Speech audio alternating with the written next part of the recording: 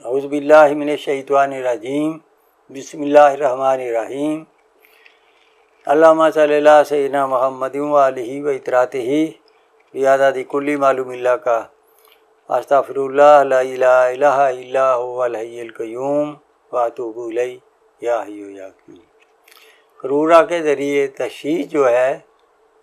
اس پہ پچھلا لیکچر ہوا تھا، تو آج جو مقدار کرورہ جو ہے اس کے حوالے سے ہم دیکھیں گے کہ کرورہ کی مقدار یعنی جتنا پیشاب روزانہ یا ایک ٹائم میں آدمی جو ہے وہ کرتا ہے، اس کی مقدار کی کمی بیشی یا اس کے بند ہو جانے سے کن کن اعضاء کی بیماری پر دلائل اور تشخیص کے جو ہیں بہترین انداز میسر آتے ہیں، ہمیں معلوم ہوتے ہیں۔ کرورہ جو ہے اس کی مقدار میں زیادتی اکثر اس لیے ہوتی ہے یا پانی زیادہ پیا جائے یا مدرے بول چیزیں، شربت انار، شربت بدوری، کچی لسی اس قسم کی، یا خربوزہ اور تربوز وغیرہ کا زیادہ استعمال کیا جائے تو اس سے بھی پیشاب مقدار میں بڑھ جاتا ہے، زیادہ آنے لگتا ہے۔ اس لیے کرورہ کے تشخیص کے لیے یہ جاننا ضروری ہے کہ مریض آج کل کون سی اور کس قسم کی اغذیہ استعمال کر رہا ہے۔ اور اسی طرح مقدار کرورہ کی دوسری وجہ جو ہے وہ ذیابیطس، جسے ہم عام زبان میں شوگر کہتے ہیں،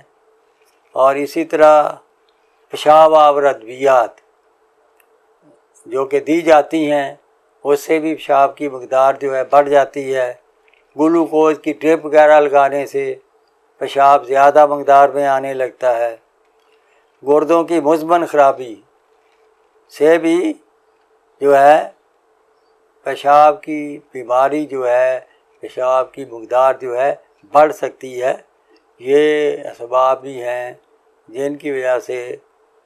کسی مریض کو پیشاب زیادہ مقدار میں آ جاتا ہے۔ اب یہ دیکھنا ہے کہ کون سی مقدار جو ہے وہ نارمل مقدار کہلائے گی اور کون سی مقدار جو ہے وہ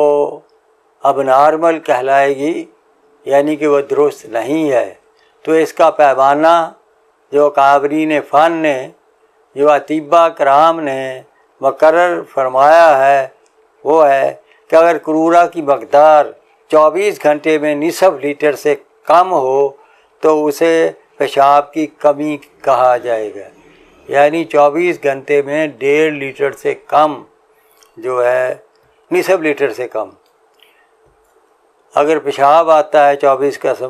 گھنٹوں میں نصف لیٹر سے کم، تو اس کے کہیں گے ہم پیشاب نارمل نہیں آ رہا، پیشاب جو ہے وہ کم مقدار میں آ رہا ہے۔ اس کی وجہ گردوں کا فیل ہو جانا بھی ہو سکتا ہے، اور گردوں کی سوزش بھی ہو سکتی ہے۔ اسی طرح جسم میں پانی کی کمی بھی ہو سکتی ہے، یا کسی کو اسہال آ رہے ہوں اس سے بھی پیشاب آنے میں مقدار میں کم ہو جاتا ہے، یا کسی کو پسینہ کی بہت زیادتی ہو رہی ہو جس سے بھی عموماً جو ہے وہ کرورہ جو پیشاب کم آتا ہے۔ اس لیے گرمیوں میں کرورہ کم آنے کی وجہ یہی ہوتی ہے کہ کثرت سے پسینہ آتا ہے، جس کی وجہ سے گرمیوں میں کرورہ کی مقدار قدرے کم ہو جاتی ہے۔ اور یہ بندہ نے پہلے ہی بتایا، ایک بار اور دہرا دیتا ہے، اگر 24 گھنٹے میں کرورہ کی مقدار نصف لیٹر سے کم اخراج پائے گی تو ہم اسے کسی نہ کسی بیماری کا شاخسانہ قرار دیں گے، اور کوئی نہ کوئی گردوں کا خراب ہو جانا، سینے کا زیادہ آنا، اسال کا لگ جانا، جیسے کہ بندہ نے پہلے بتایا ہے۔ صحت کی حالت میں 24 گھنٹے میں 1 سے 1.5 لیٹر تک پیشاب خارج ہونا چاہیے، یعنی صحت مند انسان کے لیے یہ ضروری ہے کہ 24 گھنٹے میں 1 لیٹر سے لے کر 1.5 لیٹر تک اس کی پیشاب کی مقدار کا اخراج پایا جانا ضروری ہے۔ اور اگر یہ مقدار میں پیشاب کا آنا بڑھ جائے تو اس پیشاب کی مقدار کے بڑھ جانے کو پولی یوریا کے نام سے ایلوپیتھی نے منسوب کیا ہے۔ تو اس لیے یہ قارورہ جس کی تشخیص کو طب کے کابرین نے جو ہے اڈاپٹ کیا تھا، اس وقت تو لیبارٹری کا نام و نشان تک بھی نہیں تھا۔ جب سے اطباء قارورے کے ذریعے تشخیص کرتے آئے ہیں تو آج بھی جدید سائنس بھی قارورہ کے ذریعے تشخیص کو جو ہے عمل سے جو ہے کسی بھی طرح اجتناب نہیں کر سکتی۔ اس لیے یہ ضروری ہے وہ بھی اسی قسم کے قارورے کا کیمیاوی معائنہ کرتے ہیں اور قارورے کی مقدار، جسے ان پٹ یعنی پانی کتنا پیا، آؤٹ پٹ قارورہ کتنا آیا، اس حساب سے وہ مقدار کا بھی اندازہ لگاتے ہیں۔ یہ ساری چیزیں ہیں جدید سائنس نے اپنے الفاظ میں ان کو جو ہے اڈاپٹ کر لیا ہے۔ البتہ جو ہے اطباء قدیم نے شروع سے ہی طب اسلامی قارورہ کے ذریعے سے تشخیص کرتی آئی ہے اور یہ معمول رہا ہے اطباء کرام کا۔ مریض سے یہ دریافت کرنا بھی ضروری ہوتا ہے کہ مرض کے قبل حالت صحت میں قارورہ زیادہ آتا رہا ہے یا کم، یعنی جب تمہیں بیماری ظاہر نہیں ہوئی تھی اس سے پہلے جو ہے اس وقت قارورہ کی مقدار کیا تھی، کیا اس وقت بھی زیادہ آ رہا تھا یا کم آ رہا تھا؟ ایسا سوال کرنا پوچھنا بھی جو ہے وہ مریض کی تشخیص کے لیے جو ہے مددگار ثابت ہو سکتا ہے۔ پیشاب کی مقدار میں زیادتی اعصابی تحریک کا اظہار کرتی ہے، کیونکہ آپ سبھی جانتے ہیں اعصابی تحریک میں غدد ناقلہ میں تحلیل ہوتی ہے، ان کے منہ کھل جاتے ہیں، اس لیے غدد ناقلہ اپنی رطوبات کا اخراج تیزی کے ساتھ شروع کر دیتے ہیں۔ اس لیے جو ہے پیشاب کی مقدار کا بڑھ جانا، مقدار میں زیادہ آنا، یہ جو ہے خاص طور پر اعصابی تحریک کا علامت ہے، اعصابی تحریک کو ظاہر کرتی ہے۔ اور اسی طرح اگر پیشاب جو ہے مقدار میں کم آتا ہے، روک روک کر آتا ہے، قطرہ قطرہ آتا ہے اور جلن کے ساتھ اخراج پاتا ہے تو یہ غدد ناقلہ کی تحریک ہے، کیونکہ اس سے غدد ناقلہ میں سکیڑ ہو جاتا ہے، غدی تحریک میں، غدی عضلاتی میں خاص طور پر، جس کی وجہ سے وہ سکیڑ کی وجہ سے پیشاب کو پوری طرح نہیں چھوڑ پاتے، پیشاب قطرہ قطرہ آتا ہے، روک روک کر آتا ہے اور صفرا کی زیادتی کی وجہ سے جلن کے ساتھ آتا ہے، پیشاب میں جلن بھی ہوتی ہے۔ بعض اوقات یہی شدت اختیار کر لے تو پیشاب کرتے وقت درد بھی ہونے لگتا ہے، اور زیادہ بگڑ جائے تو یہ سوزاک کی صورت بھی اختیار کر سکتا ہے۔ اور اسی طرح پیشاب بند عضلاتی تحریک میں کیونکہ غدد ناقلہ میں تسکین ہو جاتی ہے، اس لیے عضلاتی تحریک میں جو ہے قارورہ جو ہے وہ بند ہو جاتا ہے، پیشاب بند ہو جاتا ہے، اور یہ جو ہے یہ غدد ناقلہ کی تسکین کی وجہ سے ہوتا ہے، اس لیے وہ قارورہ کے اخراج سے عاجز آ جاتے ہیں اور پیشاب بند ہو جاتا ہے۔ ایسا گردوں اور مثانہ وغیرہ کی انتہائی تسکین کا کیا دھرا ہوتا ہے۔ یہ بھی قانون مفردہ کی تحقیقات ہیں کہ عضلاتی تحریک میں غدد ناقلہ کی رطوبات کا اخراج بند ہو جاتا ہے۔ یہ صرف کاپی ٹو کاپی اور باقی ٹو باقی نہیں ہے، بلکہ میرے پاس اکثر ایسے مریض آتے رہتے ہیں جن کا پیشاب بند ہو، غدی عضلاتی ادویہ سے اغذیہ سے پیشاب آنا شروع ہو جاتا ہے، پیشاب کا بند ہو جانا کی تکلیف ختم ہو کر پیشاب بڑی مقدار میں خارج ہونے لگتا ہے۔ پیشاب کی بندش کی انتہائی صورت میں پراسٹیٹ گلینڈ کا پھول کر بڑھ جانا، یہ بھی عضلاتی تحریک میں پراسٹیٹ گلینڈ جو ہیں بڑھتے ہیں، تو جیسے پیشاب بند ہو جاتا ہے اور یورپی سائنس والے پیشاب کے اخراج کے لیے کیٹھیٹر پاس کر دیتے ہیں، اور جیسے پیشاب جو ہے وہ کیٹھیٹر کے نالی کے ذریعے پیشاب کے بیگ میں پیشاب کا جو لفافہ ہوتا ہے یا اسے کچھ کہہ لیں، اس میں وہ جو پیشاب جو ہے وہ جمع ہوتا رہتا ہے، اور اس کے پاس عموماً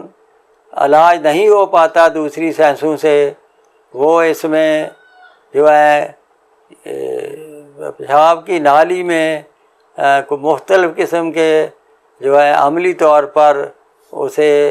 ٹھیک کرنے کی کوشش کرتے ہیں۔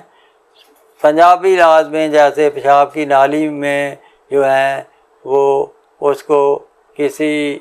آلات کے ذریعے سے کھولا جاتا ہے، اس میں سے گزار کر اس کو کشادہ کیا جاتا ہے، اور یہ اتنی تکلیف دہ معاملہ ہوتا ہے کہ مریض کی برداشت سے باہر ہوتا ہے، اور اسی طرح جو ہے بعض اوقات ایسا کرنے سے مریض نئی مصیبت میں پڑ جاتا ہے کہ اس کا پیشاب رکتا نہیں، قطرہ قطرہ اخراج پاتا رہتا ہے، اس لیے مجبوراً اسے پھر وہی پیشاب کا بیگ ہی کیٹھیٹر پاس کر کے لگائے رکھنا پڑتا ہے تاکہ اس کی پاکی کی صورت جو ہے قائم رہے۔ جبکہ طب مفرزہ میں بڑی آسانی سے اس کا علاج، کیونکہ عضلاتی تحریک میں پیشاب بند ہوتا ہے، اسی تحریک میں پراسٹیٹ گلینڈ بڑھتے ہیں، غدی عضلاتی دوائی سے صرف تریاق معدہ ہی دے دیا جائے جس سے پیشاب جو ہے وہ کھل جاتا ہے۔ ایسا تجربہ کوئی ایک مریض پر نہیں بلکہ سینکڑوں مریض پر ہو سکتا ہے۔ طب یونانی کے حوالے سے جب بلغمی مزاج ہوگا تو پیشاب کثرت سے آئے گا، مقدار میں زیادہ آئے گا، بار بار آئے گا۔ جب صفراوی مزاج ہوگا پیشاب روک روک کر آئے گا، تھوڑا تھوڑا اخراج پائے گا، جلن کے ساتھ ہوگا۔ جب سوداوی مزاج ہوگا تو پیشاب جو ہے بہت کم آئے گا، اور بگڑ کر یہ معاملہ پیشاب بند بھی ہو سکتا ہے۔ یہ طب قدیم کی اخلاق کے مطابق پیشاب کی مقدار کے حوالے سے تشخیص کا بہت ہی عالمگیر جو ہے انداز ہے، جو کہ صابر ملتانی نے بیان کر دیا ہے، اور قارورہ کے تشخیص کے معاملے میں طب یونانی بالکل اب خاموش تھی، متروک ہو چکا تھا ان کے یہاں۔ صابر صاحب نے تشخیص کا یہ بہت بڑا ذریعہ قارورہ کے ذریعے اسے پھر سے زندہ کر دیا، نئی زندگی بخش دی، اس میں ایسی تجدید کی کہ اب قارورہ کے ذریعے پاکستان کے ہزاروں جو ہے طباء تشخیص میں مدد لے کر بڑا کامیاب علاج کر رہے ہیں۔ تو یہ تھا قارورہ کی مقدار سے تشخیص کا جو ہے کرنے کا طریقہ، جو کہ بندہ نے پوری ڈیٹیل اور وضاحت کے ساتھ اطباء کو سمجھا دیا ہے۔ ایک بار پھر خلاصہ سن لیں، اعصابی تحریک ہوگی، بلغمی مزاج ہوگا تو پیشاب مقدار میں بہت زیادہ آئے گا، غدی تحریک ہوگی تو صفرا کا غلبہ ہوگا، اور پیشاب تھوڑا تھوڑا روک روک کر اور جلن کے ساتھ آئے گا۔ عضلاتی تحریک ہوگی، پیشاب بہت کم آئے گا یا پھر بند ہو جائے گا۔ تو یہ ہیں جسم میں افعال الاعضاء کی صورتیں اور قوام خون کی صورتیں، اور بے شک جب کوئی طبیب افعال الاعضاء اور قوام خون کے حقائق کو سمجھ لیتا ہے، وہی بیماری کی ماہیت پر دسترس حاصل کر کے بیماری کا علاج بڑی کامیابی سے کر لیتا ہے۔ جو طبیب اب بھی ملک میں نبض اور کرورہ دونوں کو مد نظر تشخیص رکھتے ہیں، ان کے مطابق ماشاءاللہ بڑی کامیابی سے چل رہے ہیں، کیونکہ ان کی تشخیص جو ہے اس میں انہیں کامیابی ہوتی ہے، اور تشخیص ہی علاج کرنے کا روح رواں ہے۔ اور طبیب حاذق وہ ہے جب تک تشخیص نہ کر لے تجویز نہ کرے، اور تجویز کا تعلق تشخیص کے ساتھ ہے، اور کرورہ سے تشخیص کرنے کا یہ منفرد اور بہترین انداز ہے جو طب مفرزہ میں حکیم انقلاب نے قانون مفرزہ کے نام سے ہمیں اچھی طرح سمجھا دیا ہے۔ اللہ حافظ۔